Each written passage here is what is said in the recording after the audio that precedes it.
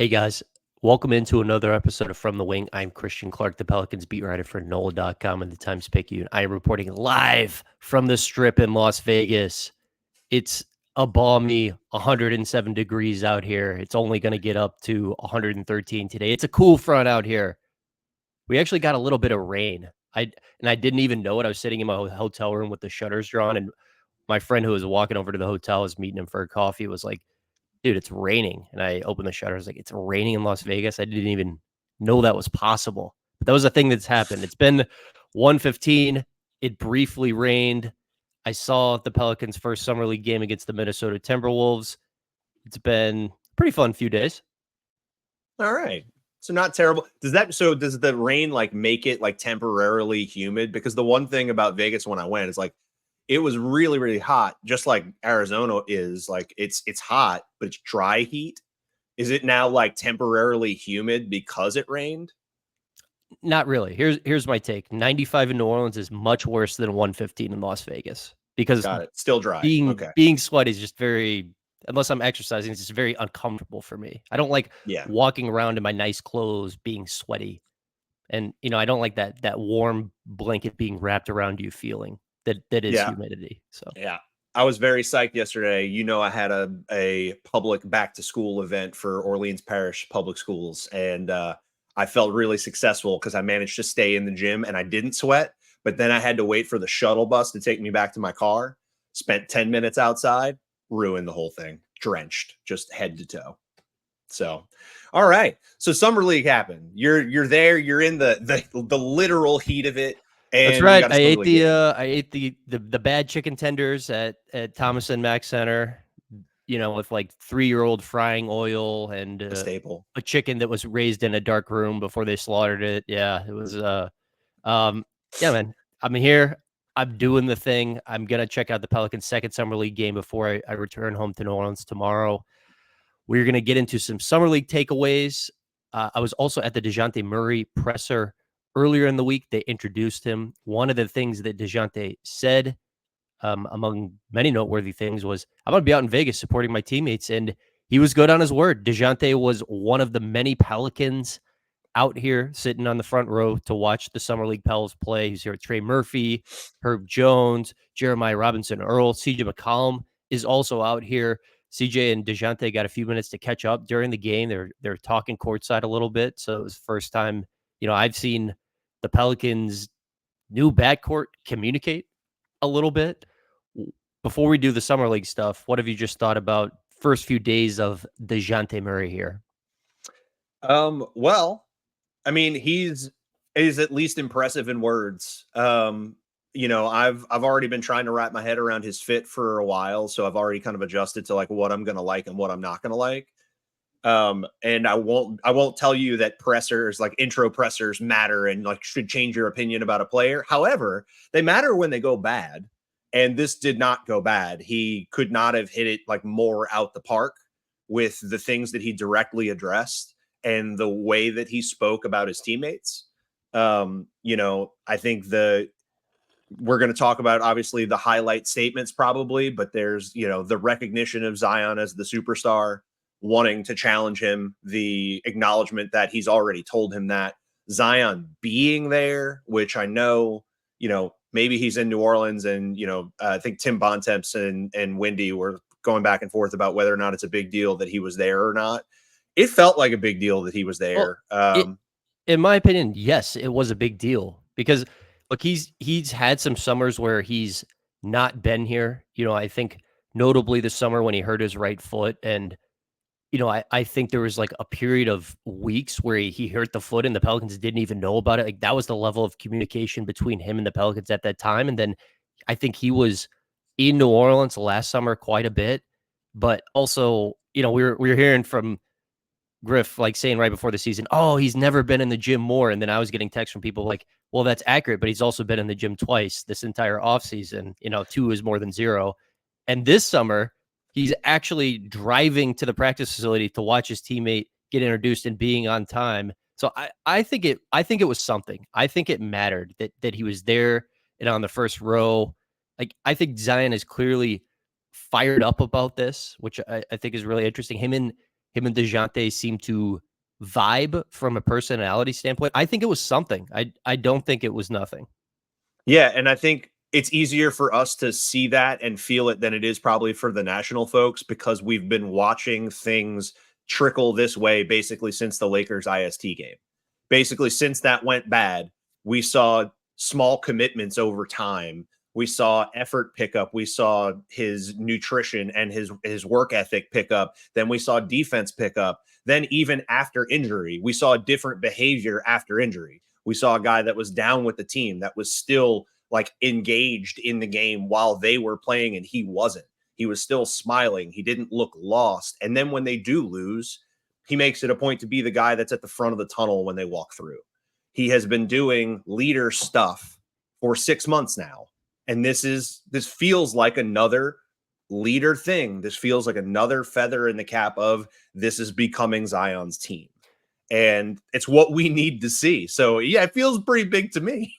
Here's something I think interesting about the Zion and Dejounte fit. I think there's been a feeling from the Zion side for a while that more of a true lead guard would help this situation, but also Zion wants to have the ball in his hands. So I think, you know, my kind of read on from like the Zion side is, yeah, like I want the ball in my hands. I want to create, but I also would like a lead guard who would take some of that off of me and who can set me up with easy baskets from time to time. Like basically a lead guard Zion can coexist with. And CJ is a guard Zion can coexist with, but Zion has to, take on so much of the initiation responsibility in that scenario because CJ is a scorer and we don't need to go down that road again. But Yeah. Dejounte to me, I think qualifies as a guy who, like Zion, you could rock out, do your thing with the ball in your hands, and I'll play off of you. But also, like I can take on a lot of these possessions, and also we can go on the pick and roll together, and I'll actually find you, and I'll get you some of these easy baskets that have been kind of missing. Yep. And hopefully via lobs at some point, because folks, if you haven't watched Dejounte Murray ever, the major criticism of his creation is that he does not throw lobs. Everything's a bounce pass. So hopefully that's a piece that continues to change because that's where Zion is open. But yeah, we've been trying to piece together the point guard position for a while. And I think people have a really warped view still. And I don't know why, after watching a team like the Celtics win the title, people still have a warped view of like what a point guard's supposed to be in today's NBA. Yes, you can have floor generals. There's not that many. Like Tyrese Halliburton is the most recent real like floor general type. We talked about Bub Carrington a little bit in this draft because he has like the ability to be like that kind of lead guard and like really be on ball. Dejounte is more combo guard, but the big thing is he survives under ball pressure. And that's the thing that CJ has proven is falling off. Like the craft alone is not enough to stay off of these guys' bodies, to get around them. And Dejounte can do stuff on his own to deal with that. He doesn't need a screener every time to get out of the front of the face of the guy that's defending him. So that's a help. And even if it is that his repertoire of creation is more limited, he's pretty consistent in knowing how he likes to get to the basket and how he likes to get into space, and he does find guys. So, we'll bang our head sometimes. It won't be perfect out the gate, and we'll have some things, but yeah, he will survive under the ball pressure that other guys can't. He will do more than Herb and Najee did and more than CJ did, and you will not have to patch that together to get some relief for Zion. So it's cool to see them like vibe like that. And yeah, it's going to be a better fit. It is. When I just look at Dejounte, Zion, and BI as a trio, I still think that is a little bit of a tricky basketball fit. I was looking at Dejounte's cleaning the glass page. These are the percent of his field goal attempts that came from the mid-range the last 5 years. 48%, 55%, 50%, 52%, 40%. Last season, big story for him was he took a lot more threes, fewer mid-range jumpers. He was up above 200 three-point makes. That's something that has to continue for this to be a pretty clean fit. And I still am like a little just worried about the fit of those three guys together. It's just like we've got three guys and none of them naturally, want to take threes. Zion 5 feet and in. Bi mid range. Dejounte, mostly mid range. He kind of got out beyond the arc last year, but that's just uncommon, I guess, in today's NBA for like elite teams. Look, 200 plus made threes is a large number, and it's a good number, and he shot him at a good clip. I'm not counting on the percentage staying the same, but he has trended up on threes, and he's addressed like where that comes from. Like he has acknowledged that that is a thing he knows he needs to do, and his game's been changing. Like I liked the quote that he gave in the presser about like he's like, I'm just kind of a hooper kid from the neighborhood that like got brought up on my talent, and then once I got into the league, people started telling me that I needed to do this other stuff, and so I just kind of never did it because I never had to. We've talked about that with hundreds and hundreds of prospects over the years. Ben Simmons, why don't you shoot? He never had to. He scored 20 and 30 points and was your best defender without having to do that. He didn't need it. So like until they're pressed, some of these dudes never do it. He has, to his credit, been trending this way, and last year was a seismic year in that sense. And I'm not so worried about him on the fit thing. For me, it's entirely like I've just seen so much of BI at this point. I've watched him for so long, and I've watched what he has struggled to adapt to. And with Zion and Dejounte, I'm at least fairly comfortable that Dejounte is going to play in a way that's going to try to get the best out of Zion and fit next to him. The struggle is going to be BI is a virtual zero off ball. He is not like this off ball mover guy. He has not really been this relocation catch and shoot guy. And that's the thing that, like, if you wanted him to fit next to Zion previously, those are the things we wanted him to do. And he's never truly adapted to that or felt comfortable in that. We've talked about why. I feel like there are limitations in his actual game. I think there are things that he can't do with the ball that he doesn't feel comfortable doing that just really limit his ability to get up threes in different situations. And Dejounte has like just better attributes in some of those little areas, even though they're very similar players. So BI is the thing for me. I think we're playing a dicey game here with like what's going to happen with him versus like how long he's going to stay and what that's going to do for him and for us. I don't think it's a good fit. I don't think it's going to be, but I think it's more because of him than it is Dejounte, unless he like miraculously becomes the off ball catch and shoot transition three guy. If he did that, you're going to get your extension, bud. Like if you could do the thing that everybody's been asking you to do for years, somebody will be happy to give you a contract, which just that we've never seen it consistently. And everybody will just harken back to, well, he shot a lot of threes that 1 year with Alvin. Yeah, they were all in transition undefended. They were all just out to the races in transition. Like he didn't shoot against defenders. One of my takes that Steve Kerr initially put this out there, and I totally agree with. I've written about this. Basketball players should play soccer growing up because it forces you to learn how to just create something out of nothing, like create organically and move without the ball and have pace. Brandon Ingram needs to go to a 6-week soccer camp. That's what I'm saying right now. That is the thing that will help Brandon Ingram learn how to do something when the ball is not in his hands and just not be a zero when he doesn't have the ball. That's my take. Brandon Ingram, 6-week soccer camp right now. Get your cleats, buddy. When I ask people out here in Vegas just about the Ingram situation, that's the thing I'm most interested in right now. What's going to happen there? There's a word that people keep using, and it is stuck. They are wondering, are the Pelicans just stuck with him? Should they have tried to move him a year ago when there's 2 years left in the deal and stock was a little bit higher? And I don't know. I guess you can debate that, but I think that's the right way to look at it. Are they, because they've clearly tried. It's just like Griff has looked out there. I think Mark Stein even reported that Brandon's agent has helped, survey the landscape and say, is there a team out there that will give him $210 million over 4 years? And the answer seems to be no.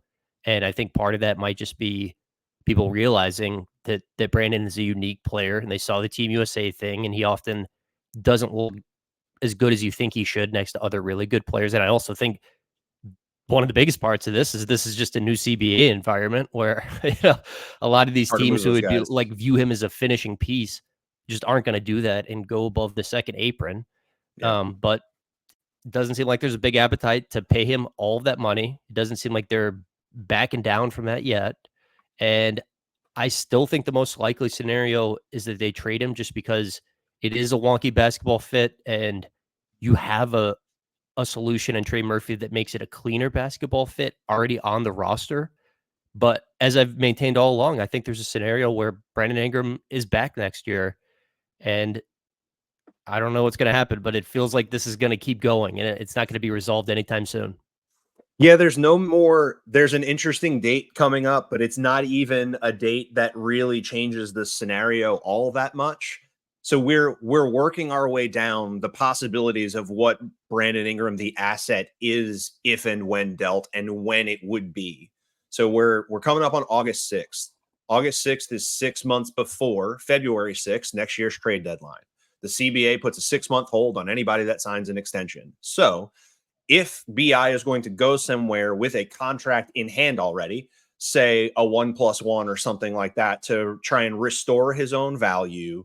So, like, real quick on 1+1, the idea would be BI doesn't agree with like where his market is and what teams think about him, wants a chance to punch up above that weight class. Oh, and seismic money and his 10-year time period, his vested 10-year veteran year is coming. Let's let him have a shot to dip back in. But there's at least some immediate certainty with how long you have him and when you can get out if you don't like the experiment. If he's going to get a contract of any kind, whether it's a 3-year or 4-year, and I don't know what he'll value, what we've seen historically, he believes he's a max player. We've yet to hear anything other than that. You would think if he declines an extension coming into this year to try and swing at all NBA, that's the MO that's going to continue. So he probably wants, if he signs an extension, he probably wants a 1+1 to set himself up to take another stab at this. And a 1+1 might be more attractive to the market as well, because at least puts an end date. It makes it a smaller experiment and the possibility that you have time to figure out what you want to do on the other side. But if he's going to sign that, that's got to happen before August 6th. Otherwise, he cannot be traded during the season next year. Then, that's one of the scenarios. If he's not traded, if he doesn't sign an extension, then he is officially an expiring player if you want him traded midseason next year, or he signs an extension after August 6th and he cannot be dealt until the summer. I told you guys last week, the Pelicans are telling me right now the most likely scenario is Brandon Ingram is back next season on an expiring contract that has only been reiterated to me. That gives me a little bit of pause because there's a lot of guys who need the ball and sacrifice is going to be necessary especially if Brandon is back. But sacrifice sometimes doesn't get you paid the most. I mean, I guess winning does. Like winning gets you paid. And so that's one solution. But, if your numbers suffer and you're just pretty good and you get bounced in the first round or something like that, that's not the best recipe for getting the max deal you want. So that makes me a little bit concerned if that actually happens. I asked you this last week. Let me ask you again in the wake of the Daniel Tice signing. Who do you think Willie Green rolls out game number 1 in October in the starting 5? Carlo Metkovic. I'm kidding. We don't have to go to Carlo yet. Tice, not close. Not close. Just the 5, the starting 5. Yeah. So it's unfortunately BI. So it's going to start off with like the guys you'd expect. It's unfortunately going to be Murray, CJ, BI, Zion, Tice. Okay, I have a disagreement. All right, you gonna put CJ on the bench or Herb on the bench? You had Herb on the bench. Oh, did I? Yeah, you said Dejounte, CJ, BI, Zion, Tice. Yeah. Is that what you want to go with? Yeah. No, that's right. I'm just struggling to remember that there's 4 of these dudes and Tice. Okay, I'm going to predict that in game number 1, if this is the current roster, Willie Green would have CJ and Trey Murphy on the bench and go with Dejounte, Herb, Brandon Ingram, Zion, Daniel Tice. I do not see him taking Herb Jones fresh off of a first-team all-defense, Willie Green's favorite player of all time, out of the starting lineup, no matter what the basketball. It's just really hard for me to envision. Maybe it's possible. But in that scenario, you've got like, I mean, CJ McCollum is making 33, Trey Murphy. I mean, you've got two heavy hitters off of the bench. I mean, on one hand, it's like, wow, that's a lot of firepower. On the other hand, it's like, are they really going to bring CJ McCollum and Trey Murphy off of the bench? So we'll have to see what happens. My gut feeling all along has been that it's more likely Brandon Ingram is not on this roster than he is. But I'm just trying to kind of read the cards right now. I don't know. This is just me playing poker of like, it's hard for me to see them bringing CJ and Trey off the bench. Yeah. And to the word stuck is a relative term. It depends what you think you're trying to get back. And I think once you're past, like, we don't have like NBA dates really, other than maybe this August 6th date. And if somebody wants him on a contract before he gets there, we don't really have a lot. We haven't had a lot of impetus over the course of the last few weeks for the situation to change for anybody that would be interested in him. Say it's Cleveland. You don't have to win the deal for him to go. It's like you can have a lesser than expected return, and that can be okay because of addition by subtraction. But somebody has to move their valuation for that to happen. And I think there's buddy, I don't know if they're winning the deal if they make it this summer. I mean, relative to whatever they thought a win was. Like, if like people come into this stuff with price tags, like Cleveland has in the past wanted 3 first-round picks for Jared Allen.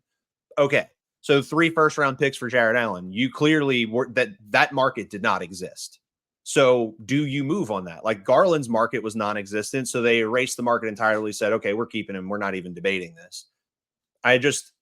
You can get him off the team. You are not actually stuck. It depends what you want to do to get him off the roster and what you feel is more valuable. And what they're weighing is, do I just want to let him be an expiring and let that cap just walk away, and we'll just do what we can. And maybe we deal him as an expiring at the deadline, which somebody may bet on. Somebody may very well be like, hey, yeah, we'll take a flyer on him for the rest of the year. Here's a pick. They might do that and then just let it walk off the cap sheet, give Trey his extension, and your cap's all taken care of. But pretty hard to get that starting center without using his salary. All right, that leads me to David Griffin's comments during the in-game broadcast. I was just watching the clips. I was watching this game live, so I couldn't see Griff's interview, but Griff told Tim Legler and ESPN, I know everybody thinks we have to invest in the center position a little bit. We actually are really excited about what we have now. We are excited to play small and fast. On a scale of 1 to 10, Adam, if the Pelicans roll into the season with the center rotation of Daniel Tice, Yves Missi, Carlo Matkovic, and Jeremiah Robinson Earl, 1 being this is a complete disaster, 10 being like, this is fine. How are you feeling? Like a 2 or a 3? I think that's the right answer. It's like a 2 or a 3. Look, Daniel Tice is he's not 35, but he was like entertaining the idea of leaving the NBA. Like, we're talking about a minimum contract center who in recent years has been playing 20-minute stints. I like him as a player and a fit for us. Like, it's people trying to say that he's like Larry. He's not really like Larry. He's more defensive and more comfortable on the perimeter. They're not the same. He's got a little bit more bounce too, but he gets exposed. He gets exposed in large shifts against starters. And that's back to his time in Boston. He can play 20 minutes, and he can play 20 minutes well and be a stylistic fit for a team that wants that 5 to be a shooter. So that part of it works. But this is like back when we had the Larry conversation when Larry was first acquired. That guy shouldn't be playing 30 minutes. And if you do that, it's not going to go good. And then the Pelicans did it with Larry, and it didn't go good. And so the same thing here. Tice is a perfectly fine second center. He's actually like, I'd feel great about our depth if there's a starter above him and he's the other guy. And like, honestly, at this point, that starter could be Kelly Olynyk for me, for all I care. Anything would be better than Missi being a like real rotation piece right now. Like, even Carlo, like I'm hilariously have been tracking Carlo for multiple years, and I'm happy he's like got a real chance now. But like, I don't need him and Misi playing rotation minutes. Like experimenting on the fringes, sure. Holding down 15, 18, 20 minutes, no way. Yeah, I think I'm like a 2 or a 3. I'm pretty concerned, and some of that has to do with there's just a lot of good bigs in the NBA now. I mean, this is a little bit different situation than a few years ago. Like there has been a resurgence of bigs. I mean, obviously you've got Jokic and Embiid, but you got Victor Wembanyama in the division. You've got Alperen Şengün in the division, borderline all-star guy last year. You know, you've got big bad Zach Edey in the I was waiting division for now, ready it. to There he is. ready to eat your soul. You've got Derek Lively in the division now. You know, I mean, a guy the Pelicans would have loved to drafted. So I think they're still going to look to do stuff. I don't know. I don't know what they can do. I agree that if Tice is your backup and then, like Misi's just getting some spot minutes, I feel so much better about this situation. Here's just a rule of thumb for what Griff said. And anytime people talk in front of the camera, nothing matters what's said in front of a microphone except when it does.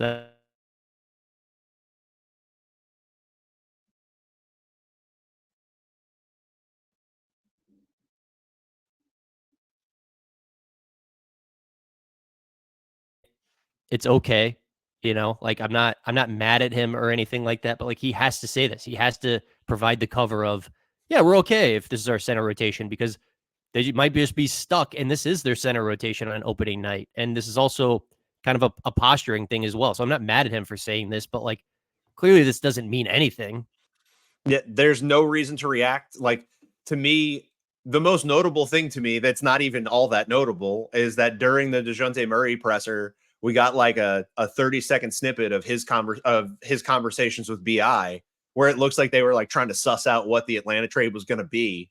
And he talked about them growing up, like playing together and being on the All-American team together and knowing each other for a really long time. And you know what he never said? Looking forward to playing with him.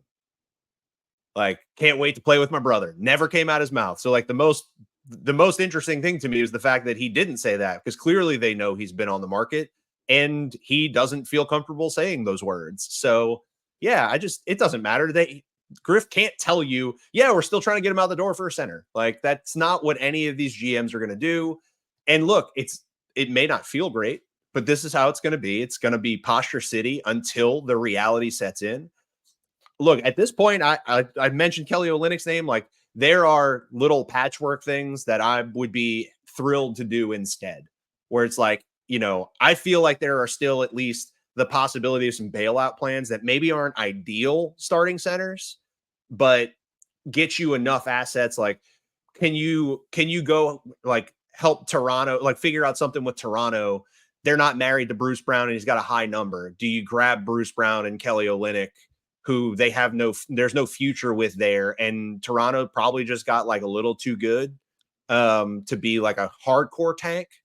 Do you take those salaries and hold them till the deadline to prolong your ability to like make a bigger deal? And those are both guys that can play for you right now. That's not an ideal return for BI at all. You may not get very many picks, but at least those guys can play. Like I'm in a world where if it's not Jared Allen, like that stuff is fine. And also like on the Cleveland end, Cleveland can send me whatever trash they want with Jared Allen at this point. Like I would have preferred ideally that it'd be Allen and Strus. I'll take Karis LeVert. I'll take an assembly line of the end of their bench. It doesn't matter. So it's a little destitute out there, but there's still some possibilities. And it just feels like a huge mistake to go into the year with BI on the team because while this is like retooled, this is not a team without expectations. Even if it is like going to be a first year of handing the team to Zion, this is not going to be a team without expectations. So starting off with just a clogged drain of an offense because you have a non off ball presence as your third guy. Here's my question. Can you even hand the team to Zion in the way that you want to if BI's here? Like No. Can that happen without BI going? Nope. Sure can't. I mean, they've done a lot of things in that direction, but this is like the one thing that's clearly in the way, like visibly basketball wise, still in the way. Yep. I agree. I agree. All right. Pelicans lost their first summer league game to the Timberwolves. Timberwolves were very physical, like up in you, and that presented problems for the Pelicans, who didn't really have a point guard on the team. I mean, Jordan Hawkins had to run some one. I was told that Jalen Crutcher turned his ankle in training camp, and I think the plan basically was for Hawkins to play some point guard minutes. He played virtually all of his minutes, almost all of his minutes at point guard, just because Pelicans don't really have PGs on the summer league roster right now.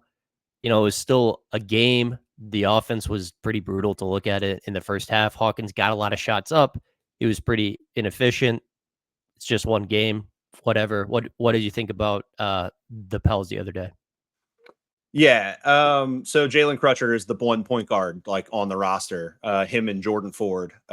So that's Hawk got pushed into a position where you're like, okay, I guess we'll find out what he does on ball a little too much. And like he got mugged. It's like Deshaun Nix is like built like a linebacker, He and he's is. just like throwing elbows into his chest, like beating the hell out of him, and no whistles are blowing because this is a glorified G League game. It was hilarious. Like Minot's mugging people, Nix is mugging people. It's just, they're just Terrence Shannon they were Jr. is huge. Terrence Shannon Jr. is an athletic, physical player too. Well, being 24 years old going into the NBA is very, very helpful. He looked like he was in a class beyond everyone else. Yeah, now that his Terrence Shannon Jr. is like the guy like on the 12-year-old little league team who's like 16 years old, and they're just making up his identity. Yeah, he's the kid in football in 11 and 12s where you walk in and you have like, I don't know if you ever played like little league football, but we had to weigh in before games because like kids couldn't be over like 160.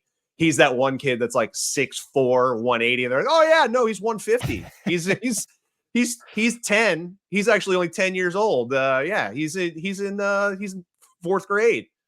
Yeah, Shannon looked like a man among boys. But it was all like physicality. He made some shots and stuff, but he looks like probably a rotation player level. Like he's at that level of athlete, and he's got a ton of experience. So of course he jumped out on that court. Interesting other highlights. So like I'm not worried about Hawk at all. Like I saw the things that I expect from Hawk. He can dribble a little bit, but is not a point guard. He has a really quick trigger, and he was at least trying to sell the calls. There just weren't going to be any whistles in that game. So that was all fine. Misi moved really well in space, but that was kind of the only highlight.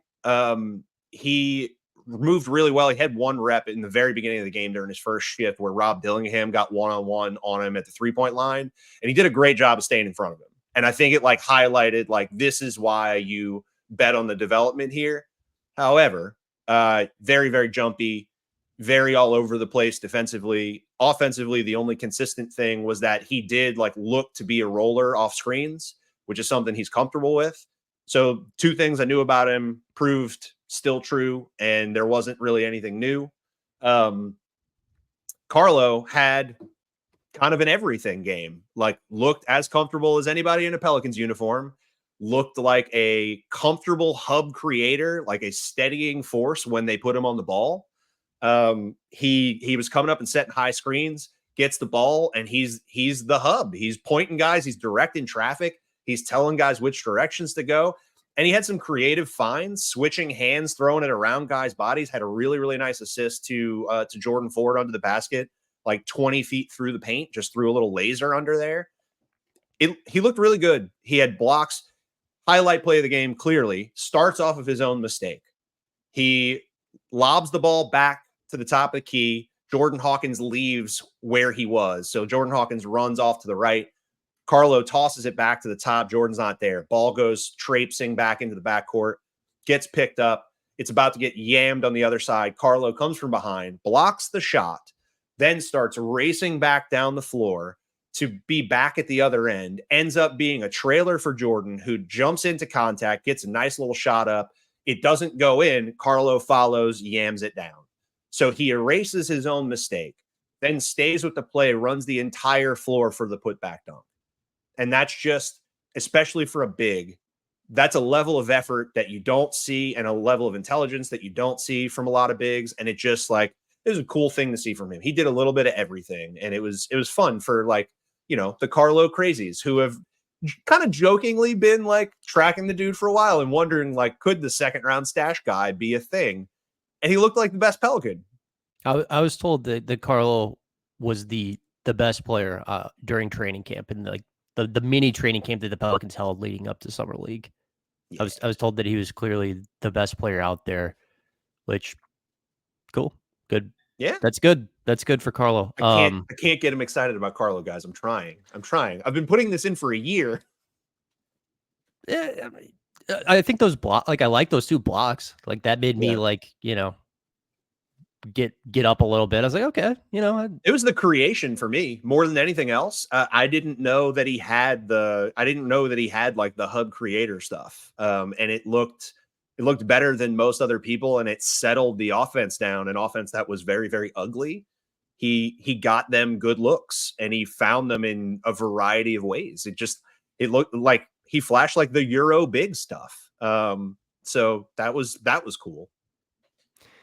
Yeah. I think the Pelicans weren't expecting to be a great team this year at Summer League. You know, I think these Summer League teams are often driven by guard play. It's just that kind of environment. And, you know, Pelicans got Hawkins, but they don't have like a ton of dynamism at guard in terms of creators or anything like that. So like I think they didn't think we're going to be world beaters at Summer League or anything like that. And that's okay. You know, they're kind of at this point in their life cycle too, where it's like, look, our main guys aren't playing Summer League anymore. You know, that was the case a couple of years ago. They're at this point in their life cycle where it's like, okay, we were a winning team last year, so we're not going to have that many regulars out there at Summer League. Some Summer League sicko notes. Jordan Ford, also, like if I had to name like who was the most comfortable out there, 2 surprising names are Jordan Ford and Isaiah Brockington.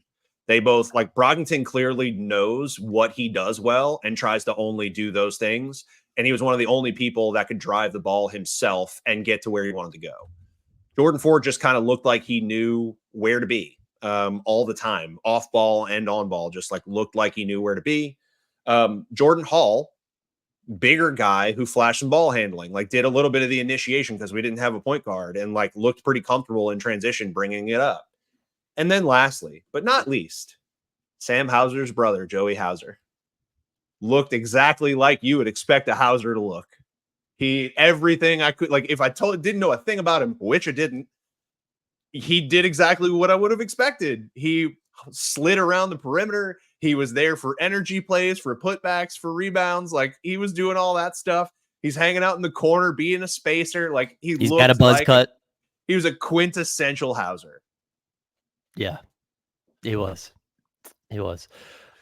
All right. When you look across the league, who excited you the most from these early days? Because for me, it was our guy Reed Sheppard. Oh my God. Reed Sheppard, I think he had a case to go number 1. I mean, look, it's just one Summer League game. Like last year, you know, I was watching Scoot at Summer League. I was like, oh yeah, Scoot, no doubt about it, NBA star. And then he really struggled in his rookie year. So there's no guarantee that looking good at Summer League means anything for your rookie year. But I'm pretty in on Reed Sheppard, man. I just am. I mean, it's kind of a simple case too. It's like if you shot the 3 better than any college player since Glenn Rice on a decent volume, you got some steals and blocks. Yes, I'm in on you in this week draft. And I think people almost look at it like he looks like an altar boy. You know, I think that's maybe why people have a hard time buying it. You know, he just looks like such a nice guy. Yeah. Look, so the reason people can't take him 1 is because of his size, and he's not a pure on ball guard in the floor general sense for somebody that's really, really small. And that's why people will convince themselves not to take him 1. He was the best basketball player in college. And now we're seeing that. And look, he already flashed stuff in that game. The question mark with him and his ceiling is going to be how much of the on-ball guard can he be? can he be the guy that can generate his own shot consistently? Can he find other guys? He had some fun little plays in there where he dribbled past the guy and found a pass, like stuff I already like don't expect to happen yet. And he was finding some of that. So like, I think it's sometimes you got to get out of your own way with the physical traits and all that stuff. When a dude shows you he's a POA monster and shoots like that, and everybody in this draft stinks, just take the best player. I heard somebody throw out this comp. Shades of Jamal Murray. He's a better defender. I'm in a weird place where like I don't want to use a Derek White comp because Derek White's such a unique case because of what he started as and what he became. But you know, in terms of being like a point of attack defender and being like a real shooter, it's very similar to like the role that Derek plays now. Like obviously Derek's bigger, Derek's wing sized, but it's just a similar role in basketball where you could see Reed helping a team in that way because aggressive defender. Now, granted, Reed's going to get switched on to 3s and 4s at some point. He's going to get yammed on. That's going to happen. But yeah, it was about as impressive as it could look. His counterpart, we didn't talk about this during the Minnesota game. We probably should have touched on Rob Dillingham because let me tell you, he looked small. He looked like the size was a problem because Jordan Hawkins, who weighs like 175 pounds dripping wet, he packed your shit up, buddy. The first possession of the game, Hawkins packed your shit up. The first possession of the game, Hawkins did the thing where like he threw it to like his teammate, you know, just above the foul line or whatever, and Dillingham was on him, and Hawkins kind of faked like he was going to cut, and he pushed off of him, and then they just got it to him, and he made the three. It's like, haha, sucker, who I have 20 pounds on. Yeah, I mean, Dillingham, he looks really like he weighs 160 pounds, man. I mean, it's not only height, it's stature as well. It's like, woo. He's got all the herky-jerky stuff. Like, I get it. I totally understand, like, the guard skill stuff. He can create space on the floor, but he creates space with his feet and with the quick dribble and with the quick decisions, and he can get off a wild variety of shots. But he's going to be taking impossible shots all the time, and he's going to have to live off of that. And that is going to make him a bench player his entire career. And if you're willing to rock with that, that's fine. But he's just not different enough from Jose and what Jose does on a floor for me to have bet on him in that way at that spot. I'm not saying him and Jose are the same player. I'm saying they're both really weird small. Player to use in the same sentence as Rob Dillingham. Really, really tiny guys who have to make odd angle shots in order to survive offensively. And how much you can actually use them because of how realistic that is to do. Does Dillingham have more athleticism and more ability to get off jumpers? Yeah. He's going to be living in a wild shot diet around trees. That's going to make it really hard to use him well. And like Jordan Hawkins can't be the dude that's yamming you. And he blocked you up. He ate you alive. So it was just indicative of like what the problem's going to be.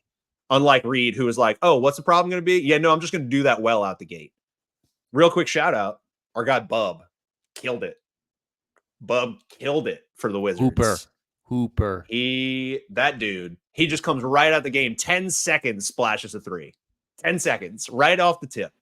He's just the classic, like, you just know when you see a guy. I mean, he wasn't like the most efficient college player. He's just like, you watch him, you're like, this guy's really nice. Yeah. So far we're like feeling pretty good about like the guys that we talked about a ton. After one summer league game. And unfortunately, yeah, look, early returns, right? Early returns for somebody else, really terrible. Deron Holmes. Oh my God. Really, really sad. So I watched their game. I was going to a late dinner with some of my friends from Denver. So I was in the gym watching that entire game. Deron Holmes was limping around like 10 minutes before that injury, before he was yanked and then, I guess, diagnosed with the torn Achilles. Like, I don't know exactly when it happened, but like something was wrong before he was taken off the floor. And I mean, you want to talk about a devastating injury. The Nuggets traded up to 22. They already didn't have that many assets to begin with. They traded up to 22 because they like this guy so much. And in his first summer league game, he tears his Achilles. Yeah, that's they were essentially betting on him to become a day one rotation player, or at least like by game 20.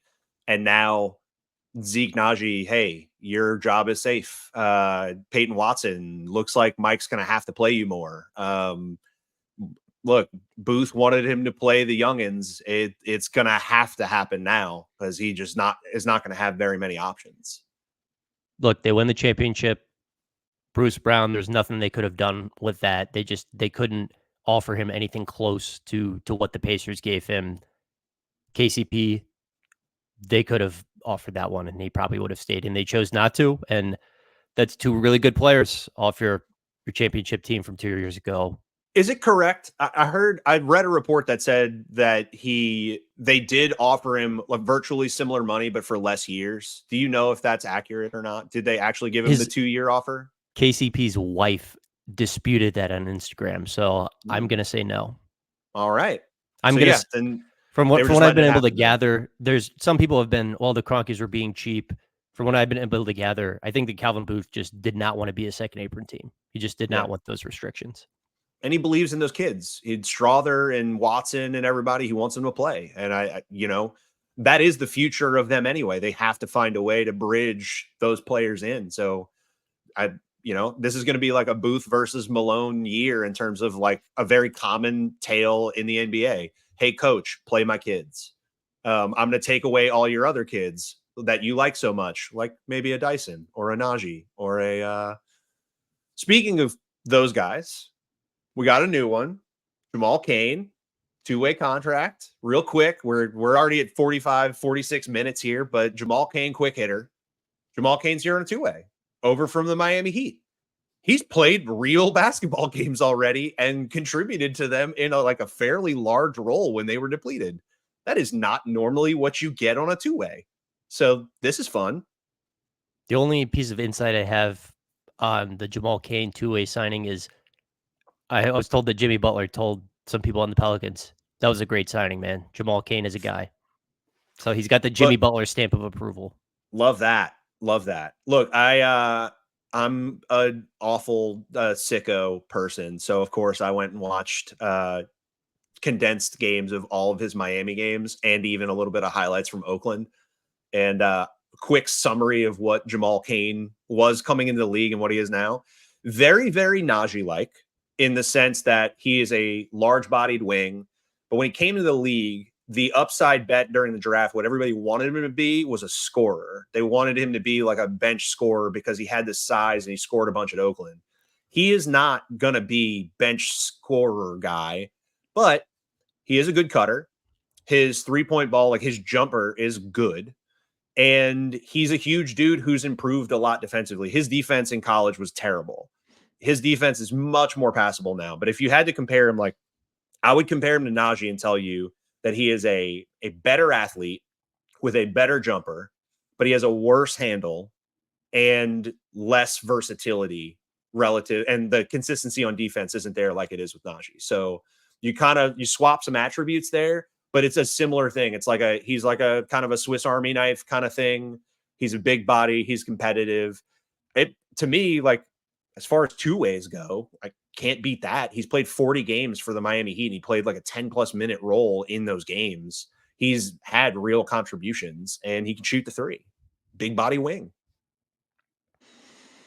Look, I can't say I've heavily scouted Jamal Cain, but it seems like a solid signing on a 2-way. Pelicans, from my understanding, two of the 3 2-way slots are occupied. They've still got some open standard roster spots. We are in mid-July, and it seems like the Pelicans are not done, changing the roster. There's still some very big questions. Obviously, Brandon Ingram, a Trey Murphy extension is another big one. So still a lot to do this summer. Adam, I'm going to catch this game this afternoon. I'm going to head home to New Orleans tomorrow, which is Monday. I got to watch this Euro final first before I go to the gym. I'm pretty fired up. I'm still intrigued to see one of the tidbits Griff threw out there was that Dejounte has been on the phone recruiting free agents for us. I wonder who it could be. Was it Jamal Cain? was the free agent Jamal Cain? That's a good question. He seems very bought in right now. I'm liking where we are right now. Yeah. To be honest, the Hawks fans have been like, this is a cycle, but this is also a better basketball situation than it was in Atlanta for Dejounte. So I'm cautiously optimistic, Same. even if the Pelicans are forced to play you at center at some point this year. Hey, look, I'll give you my best effort. We're just gonna have to have a we can have a contest. We can do the classic, like, you get a jersey, you get to keep the jersey. Whoever somebody sits courtside, plays 10 minutes, keep the jersey, take the chair home, and that's how we'll handle the center rotation for the year. All right, Adam. I am out of the desert and back into the bayou tomorrow. Thanks for joining me, buddy, and we will talk again soon.